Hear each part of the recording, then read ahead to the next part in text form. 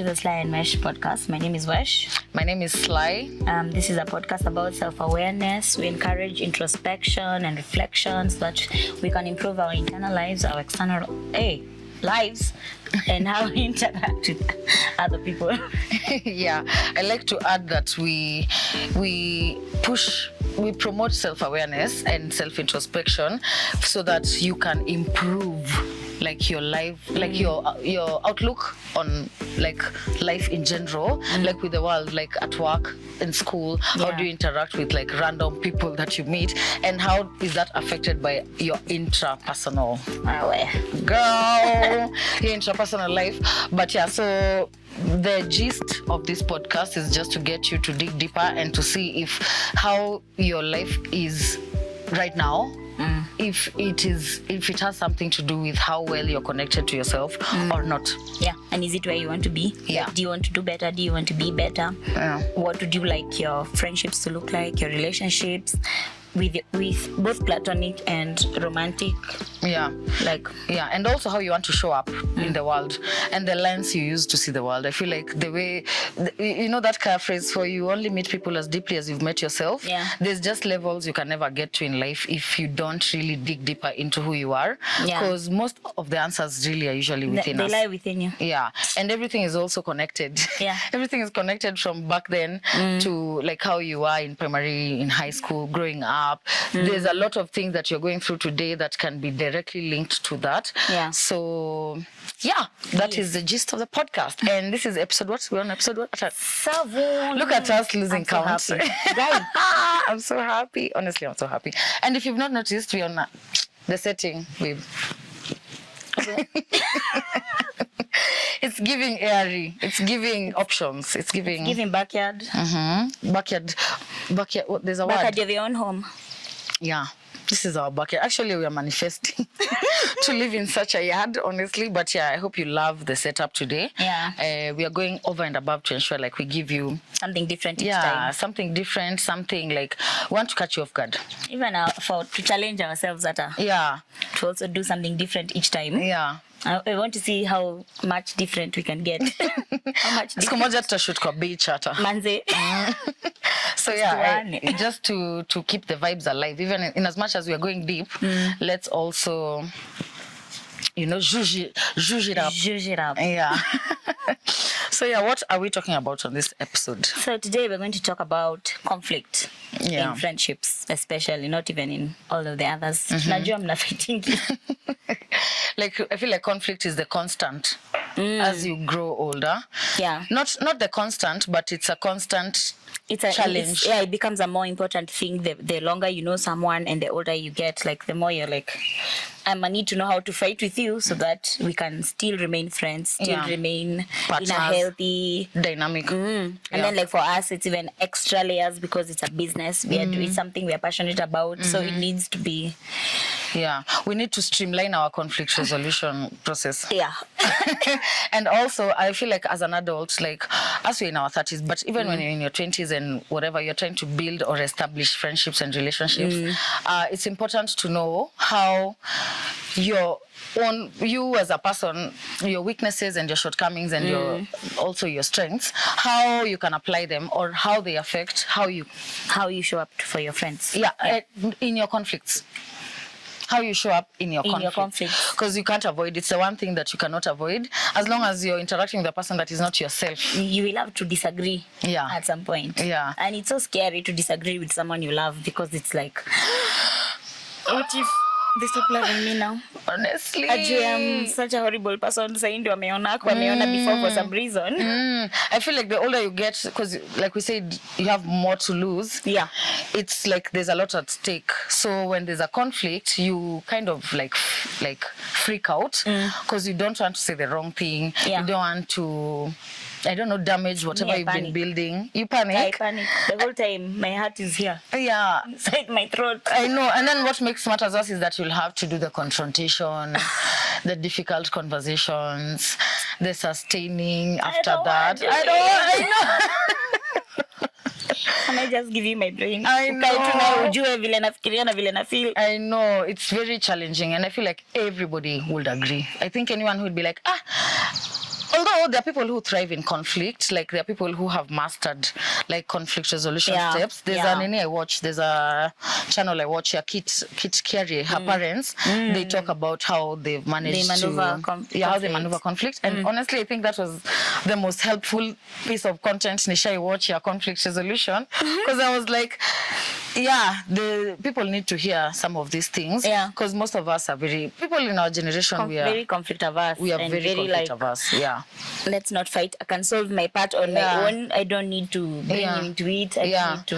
That's why I think ghosting is seriously rampant in our generation. Like, you'd rather ghost than deal with things. Yeah, because now it means lazima have your conversation. Have your conversation. But then you see, I feel like it's easier to ghost people. Not easier, but you ghost people you don't really have something established. Like, if you're friends, like me and you, tumepita point here, now we'll ghost each other.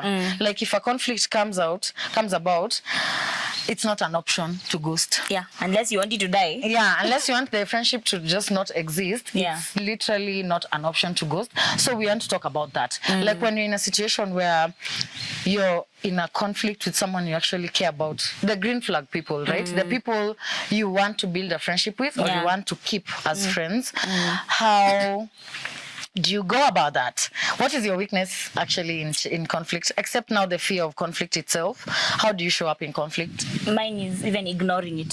First of all, I'm like, okay, what is the issue?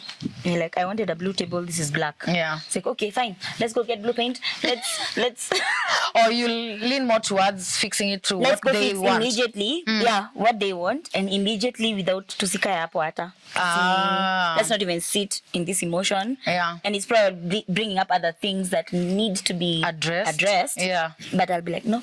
So it's the passive aggression. Immediately, twende needs to solve shida, and then I'll worry about the feelings afterwards. Like, I won't sit in. I feel like I see you differently then in conflict. Oh. I feel like me and you, we do like face-to-face instant conflict resolution. In as much as we are passive-aggressive, although Niju, we are both passive-aggressive, but we also catch it immediately. Nile tu kitu tulikuwa nasema bado, I think our level of introspection is kind of at par, or yours is above mine slightly. Slightly, but it's usually we can catch when it's about to be horrible. Yeah, it's so about to be. Yeah, so we usually really rush to, I think, talk about it. Feelings kwanza zitoke. Yeah, I think as our feelings have to just kwanza zi dissipate kidogo, and then now let's come back to it. Yeah, and I also don't like arguing when I'm nikiwa na hiyo emotion, because I don't want to say things I don't mean. Yeah, and I also want to be objective about what is the actual problem. So staki tukosane more than tushakosana. Yeah, I get that, because and then I feel like, honestly, I think when you mesema you avoid, I think I do too with my other friendships. Oh my God, yeah. I think even he'd say, when I'm in conflict with other friends of mine who we don't have that dynamic, it's very difficult for me to now come and be like, now we are conflict resolving. Is that accurate? Yeah. Conflict resolving. So I think it's important to know how your shortcomings or your fears stand in the way of possible conflict resolution with the people you actually care about.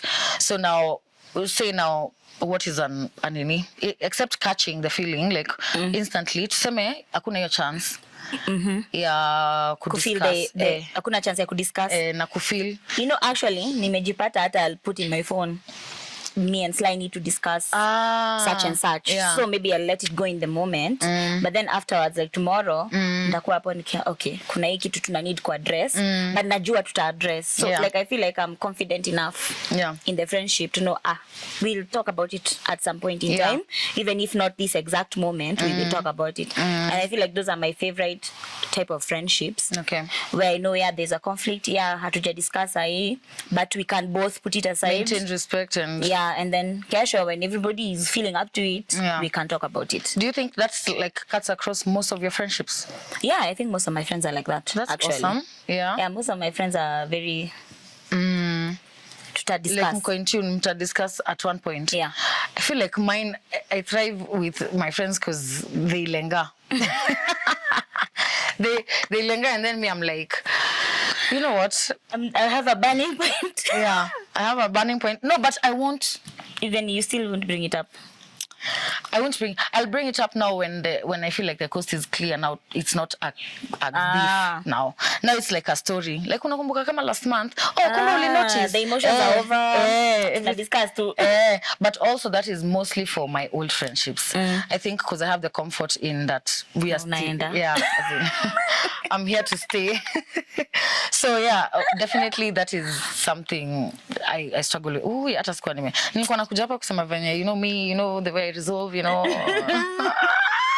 But I really don't resolve. It's like yeah, but when it comes to new people, like new friendships and whatever, by the way, if you're there and you're still watching, to minutes, 8 or 10, or what, and you've not subscribed and you're still watching, just do that right now. What's up? Yeah, just and comment and tell us if you're liking what you're talking about. We like. Then we want our platform to be more interactive. So please, if you're there, just subscribe and comment and tell us what you think so far. I feel like I have something else to add about passive aggression. I feel like most people are passive aggressive, especially in our generation. Kenyans. Yeah, Kenyans. Actually, women, let me even just be more specific. Women in Kenya, because of how we were raised, and if you're not clear about what passive aggression really looks like, maybe you have it and you don't know. It's like you're upset about something, but you're doing everything except actually expressing that. Yeah, you're not verbally saying I'm upset, and you're not even showing stuck ongelesha. You're not doing that. You're just like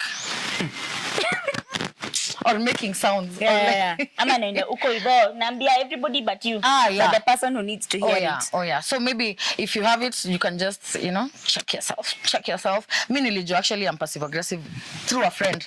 Like I knew I was like that, but I didn't have a word for it. I didn't have a name for it. I didn't notice people could see it until she was like, but there you're hella passive aggressive. Na nakwambia since then sijawahi, like I see it in everywhere. Now you're seeing it. I see it everywhere. I see where it came from. In fact, I know exactly where I nilitoa. So I think it's something that most people struggle with. So if you have that, don't feel like now you can never be able to resolve conflict, ama you will never be able to get out of it. It's very much like fixable. Actually, most things we were saying, like most red flags even we spoke about, these are things you can work on. One we even spoke about, the oversharing one, like my red flag. Me, the one I carry, the one for which one?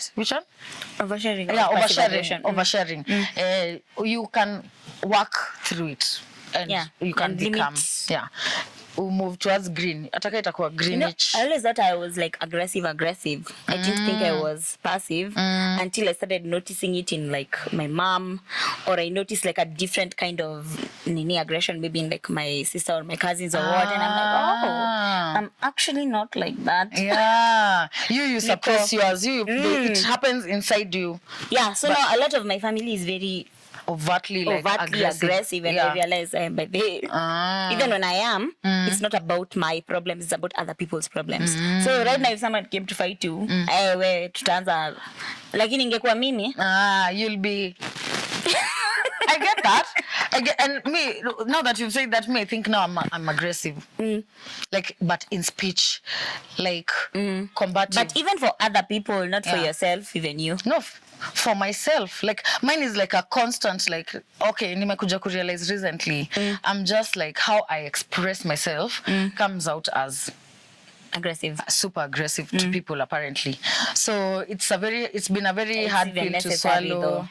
Some things, like bad feelings are not bad per se. It's necessary. That aggression sometimes is necessary so that your point can be driven home. Yeah. But now when it's coming in between like my relationships and friendships, like when it's becoming like a point of concern, like the way you express things is a problem.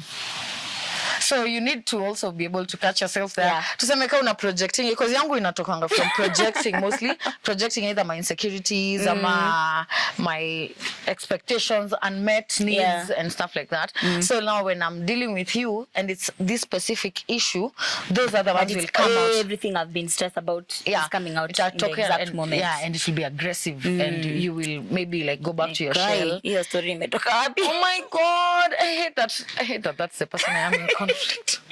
It's been a very humbling experience. But I think it's also necessary to remember you're not perfect. You're not going to be like doing It's a lesson I'm learning. 100% all the time. Yeah. It's okay to be flawed. Yeah. It's okay kujua these are my shortcomings and it ending at that. It doesn't mean like, I mean, I understand like working on yourself and improving, but also you won't be able to be like the perfect human being Each and every it's time. okay. Like with each and every conflict in each and every It's situation. okay. You can fail and just be like, you know what, mi najuanga mi by the way tukianza fight I'm going to be like this. As long as like you correct afterwards, it's okay. You don't have to be Yeah, but not until now. You usually fight so that you can come and correct. so afterwards. that exactly. As long as you're aware. Yeah, there's people who just even your miukua, you know, Nachuki. it's the biggest red flag actually. In conflict. Such a pet peeve of mine. Yeah. Or me kwa hivyo. Mi uko hivyo. Why are we all agreeing with Yeah, hivyo? like tunajua unakwanga hivyo and you need to stop. In Actually, fact. it's the one thing you need to stop being. Sahi. Easy. Actually, people who are very hell bent in like on staying who as who they are.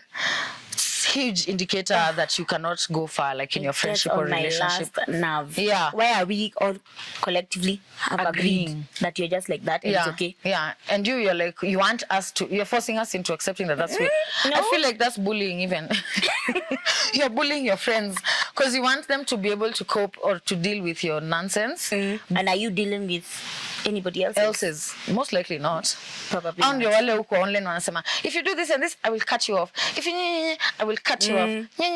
Na wewe? Kwanza now, first of all, me that one was a lesson to myself. They were usually like, but I don't know if that person is right for me. Are you right for them? Yeah. Are you showing up for them the way you want them to show up for you? It's a huge way to like introspect and figure out how you're participating in the demise of your friendship. Alafu pia the things that trigger you about other people, chances are unakuanga hivyo. Because when I realize all the things that are really nakuanga, probably niko na hiyo trait and I don't like it in myself and hata sitaki kuiangalia ikuwe tu na uko hivyo in the BG. Yeah, in the BG. But that's facts. And you know, kitambo I never used to understand what that meant. For real, Miss Kwanelewa, what it means. Ati that's that thing you're saying. As in, wait, remind me. Trait yenye inakubo. Oh yeah, I never used to understand like ati now, ati I'm seeing something in you that I don't like in myself. That's why I'm so triggered. I never used to understand it until I encountered some people later in life. And some other people. Some people, yeah, and they have things about them that are triggering me, and it's things that I have suppressed in myself. Yeah. They don't like being around people who are talkative. You're talkative and you hate it. Yeah, no, yeah, you hide that you're talkative. You want to appear calm, cool, and collected. You want to appear like presentable. You want invested in a particular image. Yeah, and then when you encounter somebody who is like themselves and they want to express, they want to ask questions, you're like, nyamaze. As in, nani amekuuliza? It is things. It's actually very, very important to catch yourself, to ask yourself, why don't you like that? It is, and it's so hard to even look at yourself and be like, the reason I hate this is because I am this.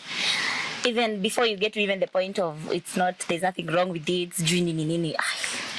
Me, do you know, I think also being self-aware sana is like a curse.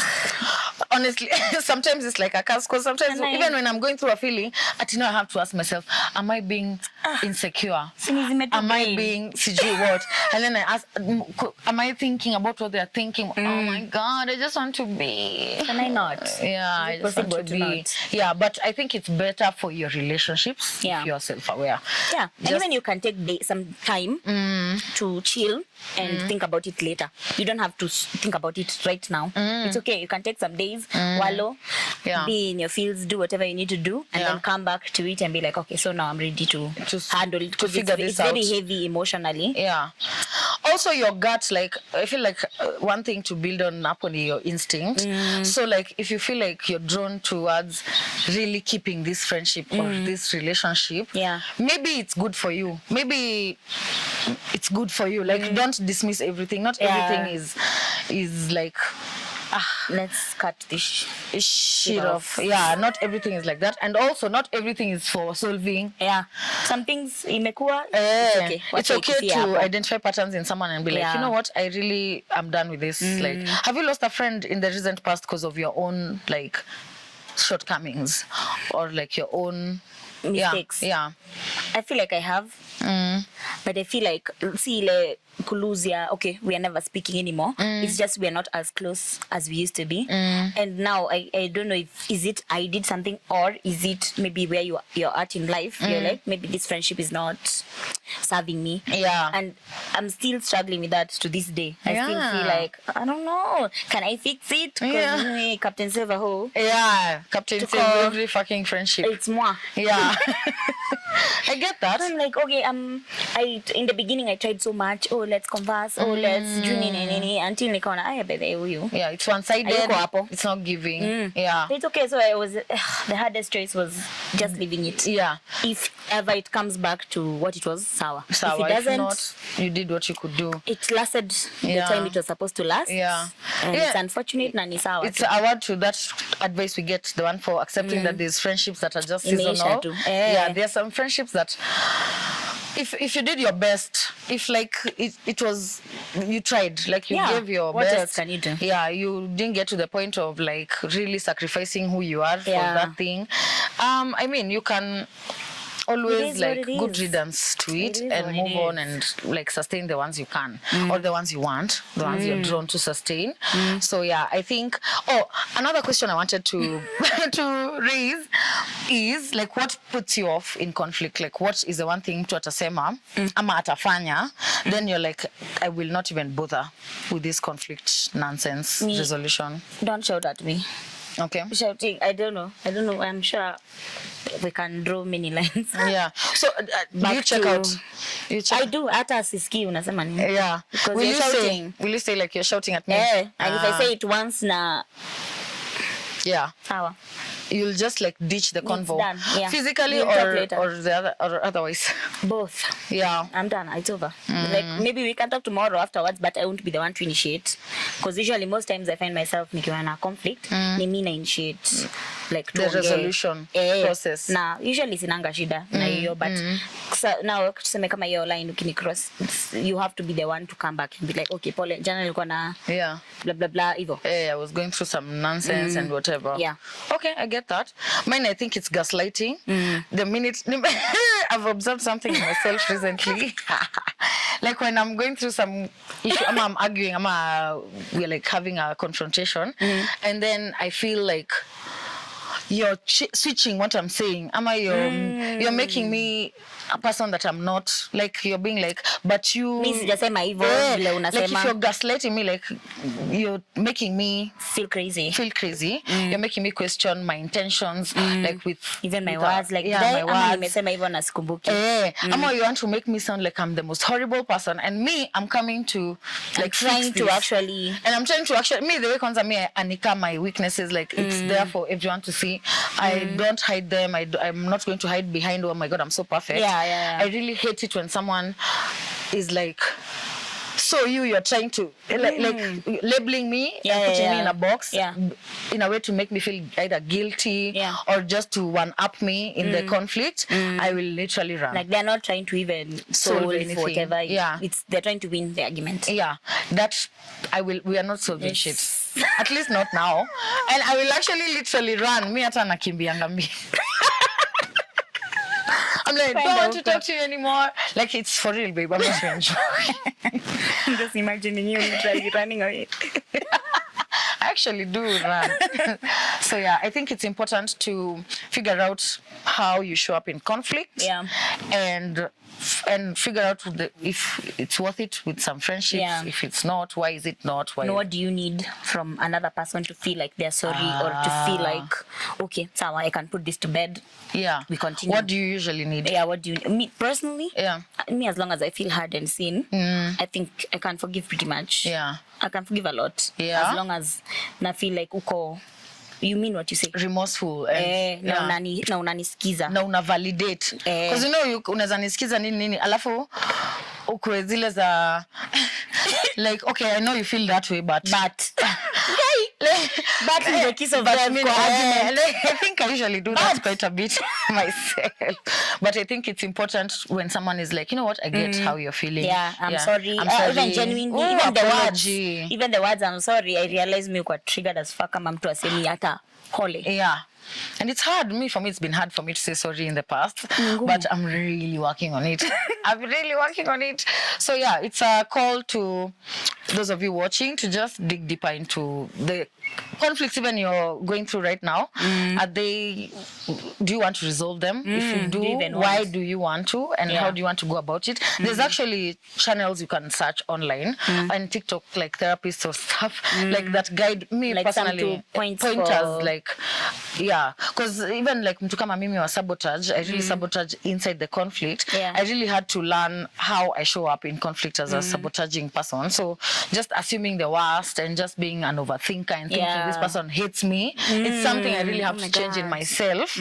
Kabla hata yeye aniangeleshe. Yeah, before tuende kwa drawing board. So yeah, it's very important to, you know, introspect. I think that's like the theme of every single episode. I love introspection. That. Yeah. So I don't know if you're there, you can comment and tell us what you thought. How do you conflict resolve? Yeah. Yeah. How do you solve problems? Yeah. How are you in a conflict? Like, are you the solver or are you always the wronged one? Like, oh yeah, there are people who are always always. Yeah, everyone is toxic except you. Except you. Yeah, everyone around you is the worst person, but you ever to exist. Yeah, check yourself. Actually, check yourself. Check yourself. Yeah, and leave a comment. Don't be shy. Just talk to us. We will answer if you have any questions. If you want to like have a guideline on how to start digging. Yeah, you can add some resources. Even in our description box, we can add a few pointers there. Yes. Yeah. Oh my God. This was a fun episode. Bye. Bye.